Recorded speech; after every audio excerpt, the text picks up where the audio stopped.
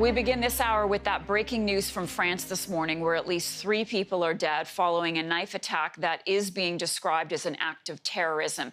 It happened near the Notre Dame Basilica in Nice. Several people have been injured. One of the dead was reportedly a caretaker at the church. A suspect has been arrested.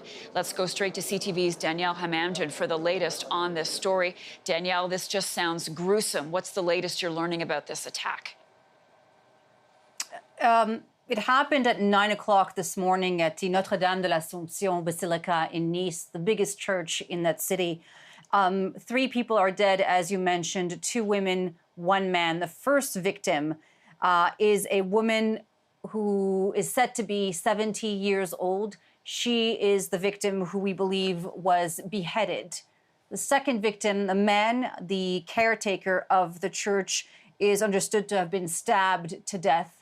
And the third victim, a woman who is unclear whether she was stabbed inside or outside the church, but she did seek refuge at a bar across the church, but she later died of her wounds. The suspect, we don't know a whole lot about him yet, but according to the mayor, he kept shouting, Allahu Akbar, even during his arrest.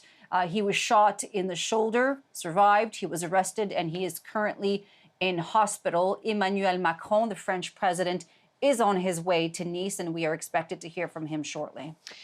So this happening just days after attack on a high school teacher. Tell us more about that, Danielle, and if these incidents are connected and what this means for France. Are we on high alert now? Well, your last question is yes, we are. In fact, France has raised the level of alert to the highest possible level, and that is terror attack emergency. That has happened in the last hour. 2 beheadings in under 2 weeks, 1 in a school and 1 in a church. And this is not the first terror attack in a church, and it's not the first one in Nice. You'll remember that back in 2016, on Fête de la Bastille, 14th of July, a man drove his truck into a crowd of people who had gathered there to watch fireworks. 86 people died that day.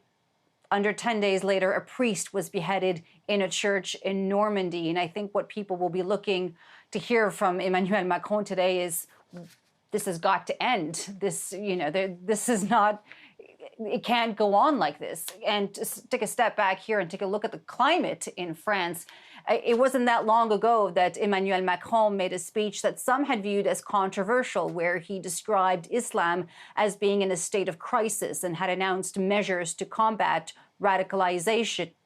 The beheading took place in the school where a teacher who had shown cartoons of the Prophet Muhammad to students in the classroom enraged a few people, including the suspect who later beheaded him.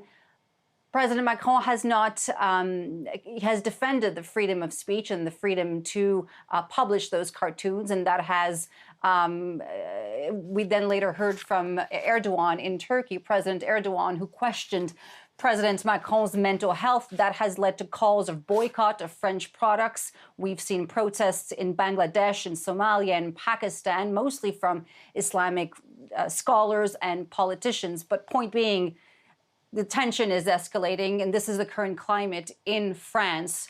And so people will be looking to hear what Emmanuel Macron has to say now about this latest attack. Okay, Daniele Hamamdjian for us. Again, this just gruesome, deadly attack that is being considered terrorism at a church in Nice, France.